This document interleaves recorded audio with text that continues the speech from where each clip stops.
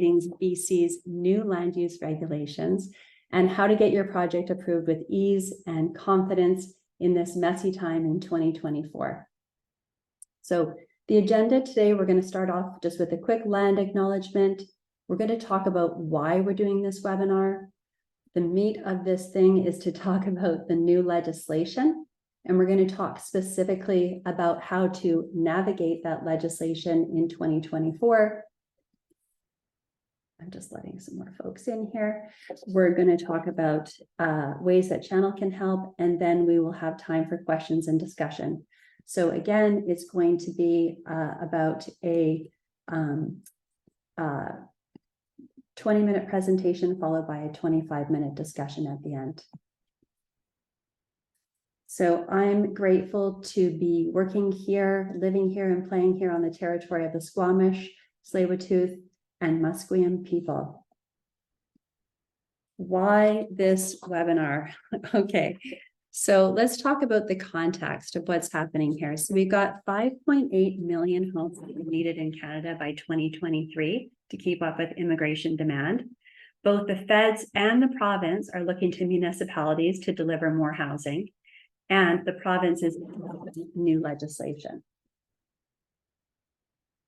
So my purpose is really connecting people and ideas to unlock housing supply. And so if you want to find out more about me, you can look at my bio on the Channel Consulting website. You can look at LinkedIn. But my purpose really in hosting this webinar, where I'm coming from, is to connect people and ideas to unlock housing. And so the other reason why I'm hosting this webinar is that the new legislation is impacting my clients. And so I've had a lot of questions coming up from clients over the course of this fall, from my municipal clients who I'm assisting with a development approvals process review. They're really trying to understand how they're going to find the time to review active development applications at the same time as they're expected to be reviewing their development process. They're going to need to update their zoning bylaws, and they're going to need to update their OCPs. So our precious municipal staff resources are actually going to be under more pressure than ever in 2024. So that's in a really, really important lens to understand. At the same time, my development consulting clients are asking me, what does this new legislation mean for project approvals? What does this mean for my project? Okay.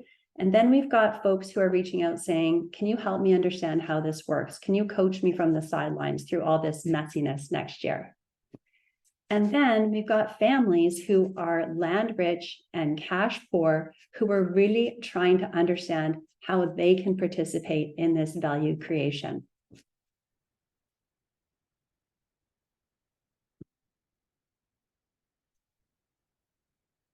So even though this webinar is really focusing in on housing, I just want to make it clear that the lens that I bring is based on experience working on all types of assets: office, industrial, greenfield development, social housing, all types of projects. So now we're going to get into it. So here's the heart of this, which is really to talk about the new legislation. This is why you're all here today. So the BC legislature has passed about 20 pieces of legislation in the fall session related to housing. This workshop is going to focus on 3 bills that impact land development, which is Bill 44, Bill 46, and Bill 47. Links to more information and background are in the chat. And so when it comes to Bill 44, what you need to know is that it's about simplifying the approvals process for housing specifically. It applies to all single-family property and housing sites. And so what Bill 44 does is it removes public hearings for those housing projects that align to the official community plan. It upzones single-family to multiplex. And related to that, zoning bylaws will need to be amended by June the 30th. It requires that housing needs reports are updated by January 1st of 2025 and every 5 years. And it requires that municipalities update their OCPs by December 2025. Okay, so you can see how important this legislation is and how much impact it's going to have on all of us. Bill 46 is really about eliminating negotiated amenities. Okay, it's about development finance tools. It's about creating more certainty with a fixed fee for community benefits. And so the goal of Bill 46 is to eliminate the use of negotiated community amenity contributions and introduce a new amenity cost charge. It also enacts changes to the DCC, or Development Cost Charge, or DCL as we call the City of Vancouver fees, and it allows for funding of things like fire halls and police stations. And then with Bill 47, that is really focused on promoting housing near transit, and it applies to all residential property that's on frequent transit. So the minimum allowable height and density for TOD areas is outlined in this legislation. And local governments are going to be required to designate these areas near transit hubs and consider applicable guidelines pertaining to them. So that's going to be things like public realm guidelines. And where Bill 47 and 44 overlap, for example, with single family property, the higher minimum density and height will apply. So important conversations are underway with the feds about how they are going to fit into all of this in terms of things like impacts on infrastructure for schools. And the other piece that's really missing here is below market housing.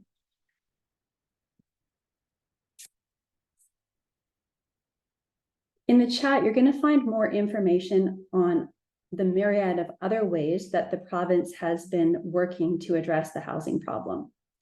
But for now, I just want to focus on these three. So I want to just make sure that everyone understands that Bill 45 has been basically shelved for now. It's going to require an order in council. It's going to require consultation with the mayors. But Bill 45 is about requiring that shelters are in place before encampments are taken down. And it's Bill 45, the target of that is that there must be suitable shelter available to move homeless people from encampments. Okay. Bill 35 is really aimed at opening up more long-term rental supply. So this is the new Short-Term Accommodations Act, and it's really focused on requiring that short-term rentals in BC are offered only in the principal residence of a host, and that allows for, secondary suite or laneway or garden suite. And then the other piece that I wanted to mention is Permit Connect, and you may have seen one of my recent LinkedIn posts on this, because the Permit Connect service is a single housing application service which is aimed at coordination between provincial entities. Just between provincial entities on housing files. So this is going to help with coordination in situations where a housing application requires review by the Ministry of Environment, for example, on a contaminated site, Ministry of Transportation, if it's within 800 meters of an interchange, if it requires a WSA authorization. Sometimes we need to do all of these in a housing application, but it only applies to coordination between provincial entities, and it doesn't actually improve our situation as it pertains to coordination between levels of government. For example, on applications where you may require one of those provincial permits, but you also require municipal approval and also maybe a federal approval. So you may require a WSA authorization, a municipal environment DP, and a Fisheries Act authorization. And in that situation, this isn't really going to help. So given all of that, how do we navigate all of this messiness? How do we navigate all of this difficult water in 2024? And so I feel that there's 5 really important steps that you need to follow in order to be successful in 2024. The first one, the reason for this webinar, is to understand the new legislation. Okay, it's really important. Number two, you need to advocate for details that you think are important to be addressed as the legislation gets translated into regulation. Okay? Number three, you need to understand the existing policy and understand how it might change. Number four, you need to really be clear on where your project is in the process. And then you'll be ready to engage with government and stakeholders. So it's really important that we're doing that work ourselves, and particularly during this time when there's so much pressure on municipal staff resources. So in terms of understanding the new legislation, you need to understand Bill 44, that the zoning is being developed for multiplex and it'll be ready in June. You need to understand what's going into these housing needs reports and how your project aligns with the housing needs of the community. And you need to understand whether your project may end up being part of the OCP update. For Bill 46, you need to understand if you're dealing with a negotiated CAC or if you're going to be working with amenity cost charges. And for Bill number 47, you need to understand what the opportunities are for transit-oriented sites. And you need to really be understanding what questions are going to be coming up for guidelines such as public realm and how you can be proactive and help in informing what those guidelines might look like. So in terms of this other piece around advocacy, we have 75 people registered for this webinar today coming from a very diverse background, which is really, really exciting in terms of diversity of thought and diversity of experience. So each one of you is bringing really unique perspectives, which can help support the effective implementation of the new regulation. So as the legislation is translated into regulation, there's really good opportunities for us all to provide our feedback right now. And we all know that the devil is always in the details. And so we all have a role to play. In the chat, you're going to see the names of contacts that you could certainly share your input and ideas with. So in terms of the importance of really understanding the existing policy and what might change, it's really important that you do that work rather than looking to others like the municipality to tell you. It's really important that you take the time and just do that homework on your own. There's a workbook that is available. The link is going in the chat. And the feedback that I've had is this is a very helpful resource for answering that question. So while the new legislation mostly impacts your municipal approval, you still need to be aware of other levels of government that will be involved in your review. As mentioned, for example, if there's a transportation review or an environmental review, and how all of those pieces are going to fit together in the puzzle of approval. And you also need to know where you are in the process. So you need to understand where you are in the process and how that may change based on the introduction of the new regulation.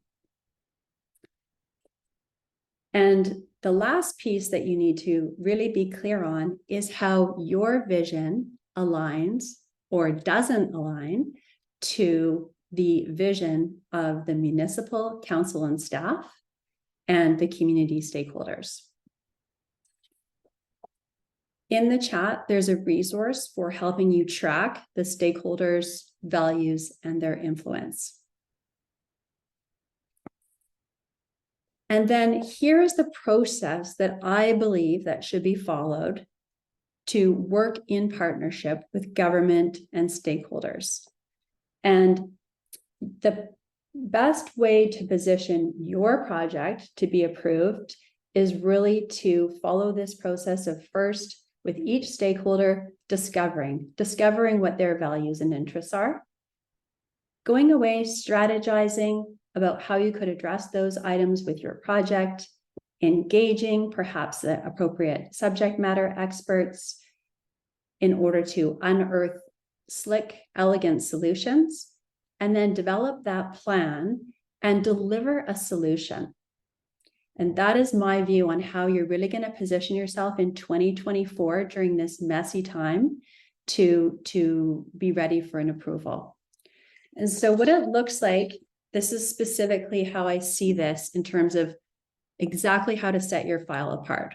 So right now, here we are in December, just taking the time to understand the new regulation, and you're doing that by being here at this workshop, advocating for details that you think are important as the legislation gets written into regulations, and then understanding exactly how the existing policy is impacting your project and having a thesis around how you think that might change, understanding where you are in the process, as mentioned, and then in the new year, after the holidays, engaging with the government and stakeholders and working through that process of discovery and delivering solutions. So discovery in January, then developing a plan to address that input, and then bringing forward solutions so that by the end of the first quarter, you're really setting yourself apart in that you have certainty on what your process is going to look like, and you have more certainty on the timeline for your approval.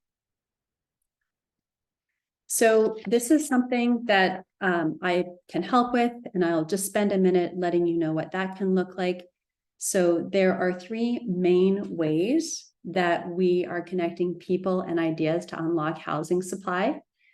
The first one is through the Uplift Fund. The waitlist is open, and that is really connecting landholders with investors. The second way is through our development consulting services. We're going to be accepting 2 new projects in 2024. And the first step there is to just set up a 15-minute call. With the Approval Accelerator program, we are now accepting applications. There are 5 spots, 3 spots are available right now for us to help support and coach project leaders and also municipal staff who are working through the development approvals process review. We're kicking off on January 8th, and it's a 90-day intensive. If you're looking for support, there's more info in the chat. So that concludes our presentation. And I now would like to just open it up for your questions and for discussion.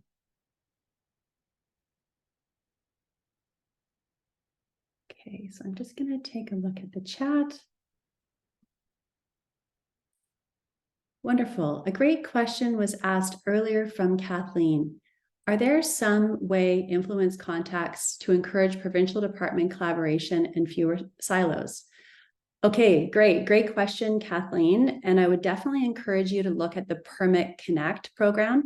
So basically the Permit Connect program, where there are multiple provincial authorizations that are required, you will have a single point of contact. It's going to be a coordinator who helps to coordinate your permit in order that they're prioritizing housing files. Does that answer your question?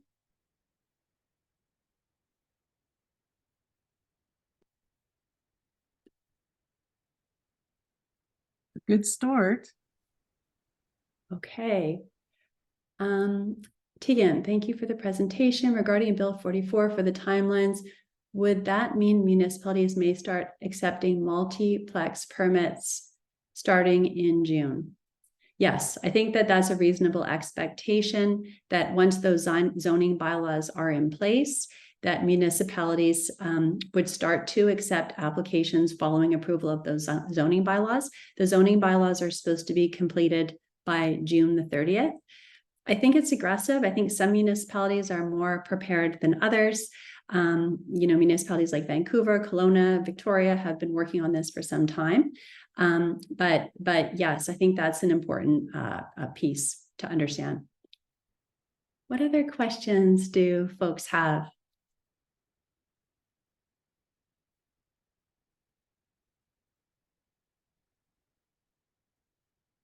Okay, is there a quick answer here?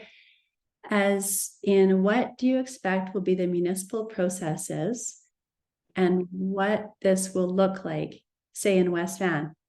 Okay, great.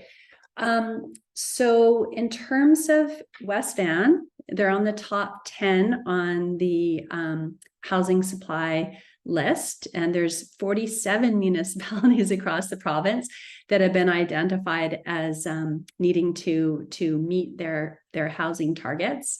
And so what we can expect there is we'll be expecting to see those housing targets reflected in the update to the municipal OCP, which would be happening before the end of 2025. So it's going to be busy. It's going to be a difficult time because while some of us already have in-stream applications in some of these municipalities, this is where it gets a little bit tricky because staff resources are going to be under so much pressure to get the zoning bylaws updated, to get those OCPs updated.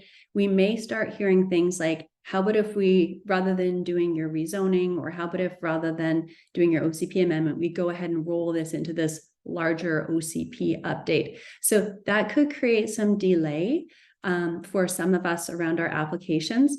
So the more we can do that pre-work on the front end to understand exactly what the existing policy is and be really, really clear on what those risks are, that's going to enable us to make an intentional decision around, if we really need to proceed, for example, because of, financing and landholding costs and all those things, or if we're wanting to just go ahead and proceed through the OCP process. Okay. Are municipalities anticipating community consultation for OCP updates? Yes. Yes. We will still have that important public engagement process through the OCP. So you could think of it in this way, rather than doing these one-off public processes for rezonings, we're actually bundling it all up into the OCP. So we're putting more pressure on the OCP as that opportunity for public input. And so we can expect that community consultation will happen in 2024 and 2025. Okay, so an application following the new rules will be deferred until 2025. A new election may undo all of this before it happens. So an application following the new rules will be deferred until 2025.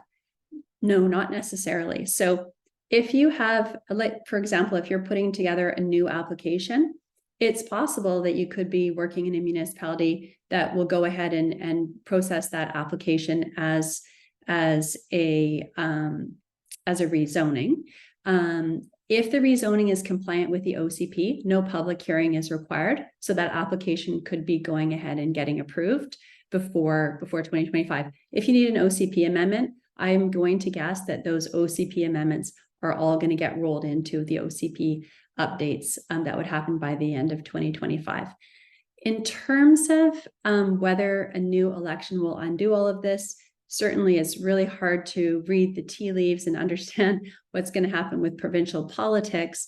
But what I can say as someone who's involved with UDI, involved with LAI, involved in the Canadian Institute of Planners and the BC chapter, is that overall, there's a fairly good level of stakeholder support for the new legislation, although the devil is in the details, and how this rolls out it's really an important time right now to be providing that critical feedback.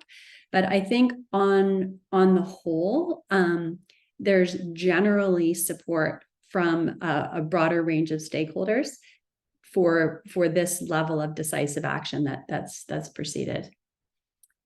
Okay, are municipalities anticipating community consultation? We did that one. In underwriting new deals, how do you suggest we underwrite TOD and bus loop sites? Best to wait until further clarity? How would you approach de-risking outside of delayed closings?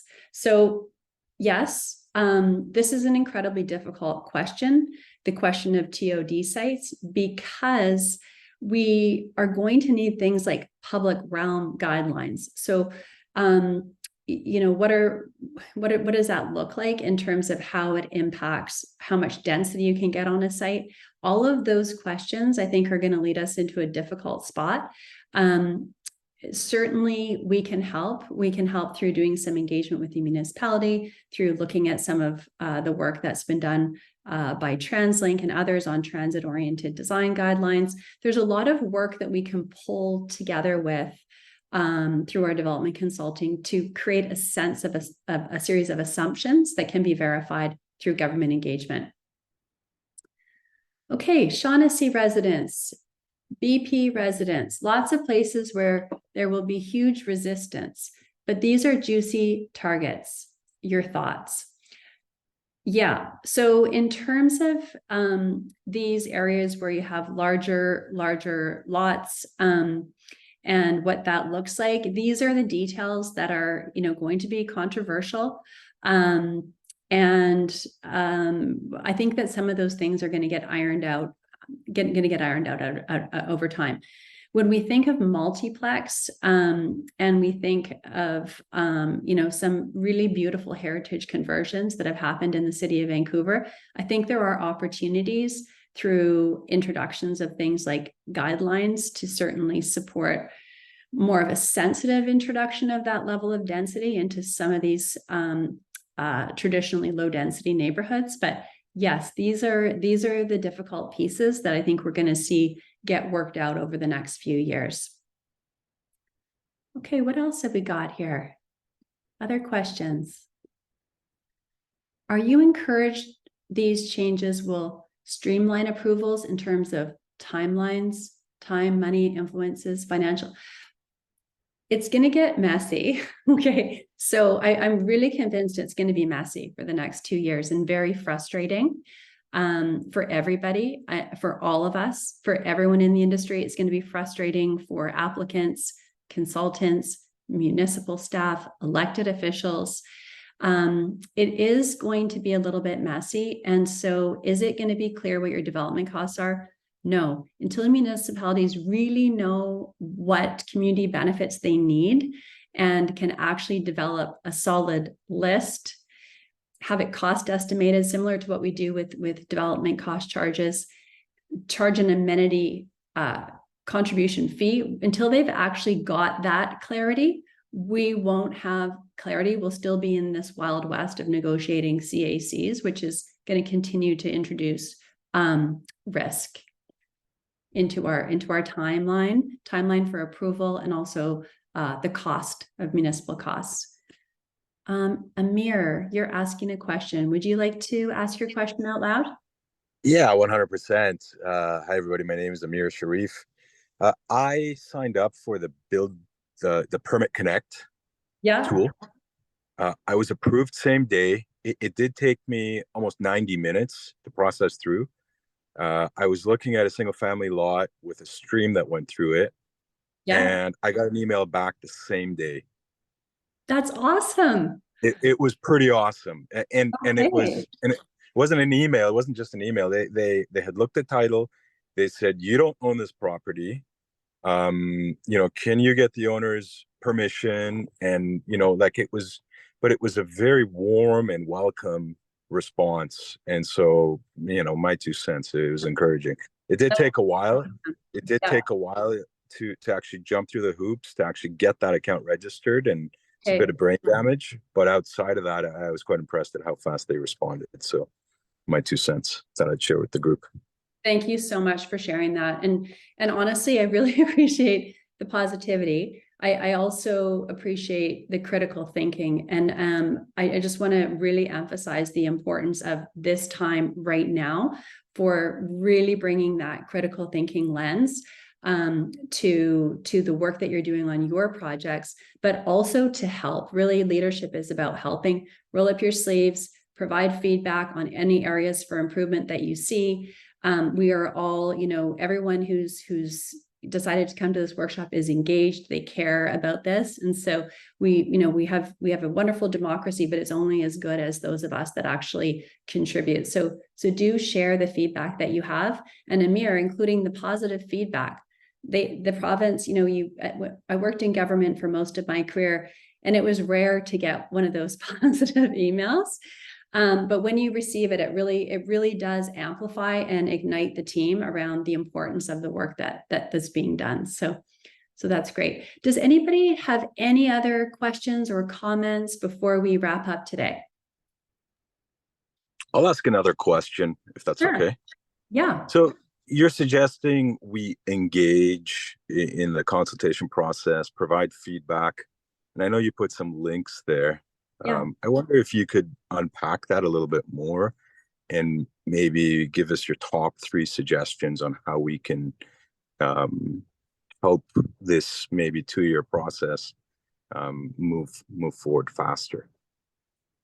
Yeah, I mean, I don't know if it's going to move forward faster. I think the main thing for me is for each individual to be kind of looking after their own navigating process. A lot of times we point fingers at the government and then 3 fingers point back at ourselves. So really kind of being in the driver's seat and understanding what you want and how you can make that happen.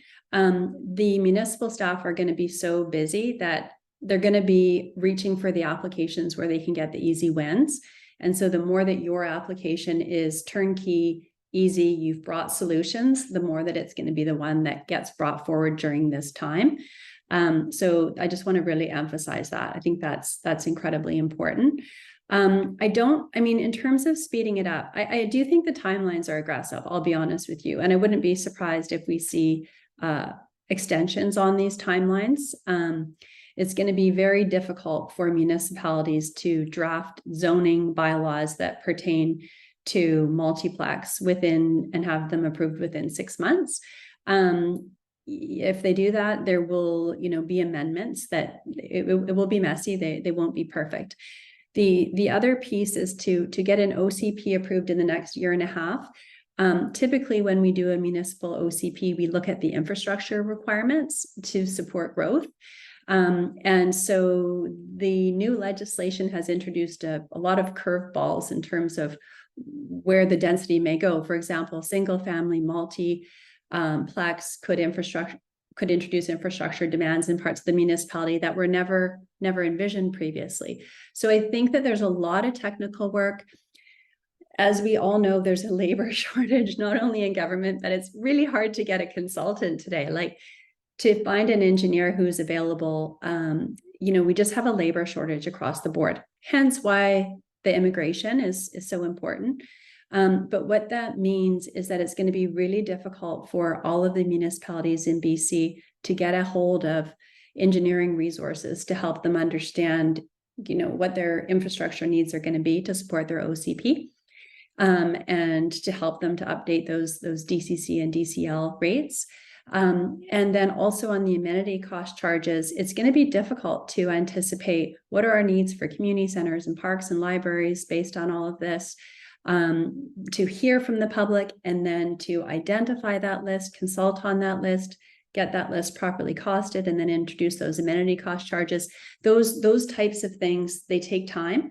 And so again, the more that you can get your project, get clear on what you want, what is your project, what are the implications of all of this for you, and figure out that strategy on how to navigate your project, I think is really, really important. Okay, why would these amendments be done by municipalities in isolation? They could all cooperate. I mean, that's the thing, right? Is that we have a very complex system of local government in BC where we have over 200 municipalities. In the Lower Mainland alone, we have 23 local governments. And so this question of amalgamation, it's one that we have been very, very reluctant to consider. And it's one that I'm sure the provincial government gave some consideration to as part of all of this.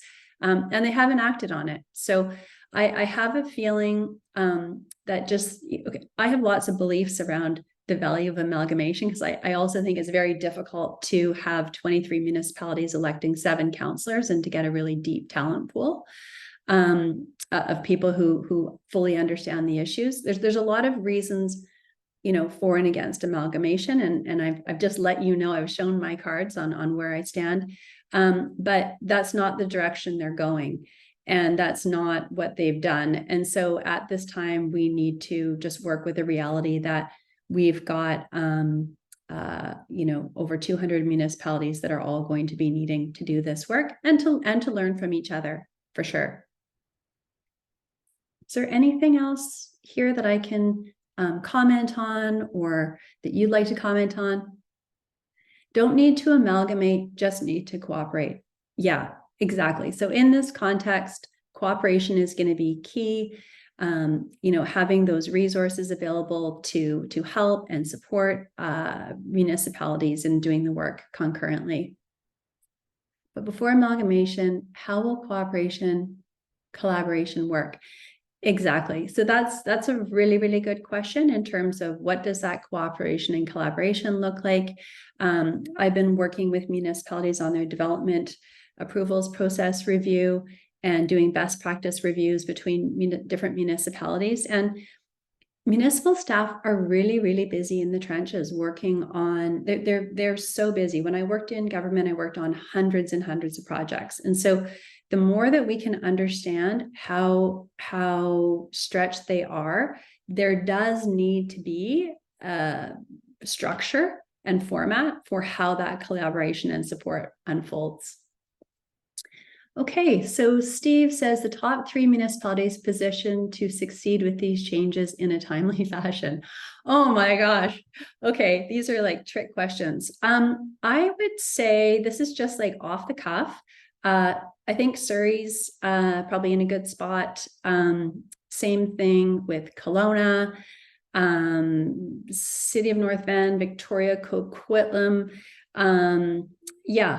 Yeah, I think that there's a few that have been thinking about these things in a strategic way with their councils for some time.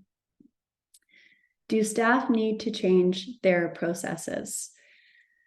Yes, so that's another part of all of this. We didn't get into a lot of detail on it today, but the municipalities are also being required to update their development approvals process. And so you may have seen the talk that I did recently on AI and the housing crisis, but really identifying what is a role of people and what is a role of computers. And there's certainly opportunities to improve our permitting processes and to make better use of technology in order to streamline those processes. And certainly things like zoning bylaw updates to the OCP, they make it easier for technology to actually provide an early opinion on a site for proponents. They can actually really help staff in order that staff aren't sort of, replying to the same questions over and over again. So yes, permitting process improvements definitely are a huge part of this, and are certainly related initiative that's happening concurrently. Okay, what do you think are the chances this will flow through to townhouses versus single resident homes to create studios? Student rooming needs for areas where it is needed would benefit from lower income rental options, e.g. converting portions of a garage to a suite. Okay, so what do you think the chances are that this will flow through? I think there's going to be a lot of pressure very quickly on these single family zones going to multiplex to have them go to a higher density in order for the land economics to actually work. There's a lot of feedback, and you can read it online about how the land economics is really challenging to develop a single family lot to a 4-plex or a 6-plex. So I think that's coming. The problem we still have is the problem of below market housing. I'm working on a project right now where a municipality is asking that a purpose-built rental project deliver 10% of its units at 20% below CMHC median rents, and it simply isn't viable. So I think we all have a good understanding that below market housing is the biggest gap in all of this. And that I think that's a role that we're going to see the federal government ideally step into. but it is a gap that needs to be dealt with as part of the translation from legislation to regulation. The link to the talk on AI, channelconsulting.ca resources. And if you go to the section on, there's a few different, there's land development resources, there's leadership resources, and then there's current topics. If you go under the section on current topics, you'll see that. It also includes slides from both Ryan Smith from the city of Kelowna and Kirsten Sutton, who's actually on this webinar with us, who was talking about the implementation. Okay. Is there anything else that you folks would like to hear about, talk about today? Anything else? Okay. Okay, so that is going to complete our webinar today. I would love your feedback, and Maria is going to include a link to a feedback form. It takes 3 minutes.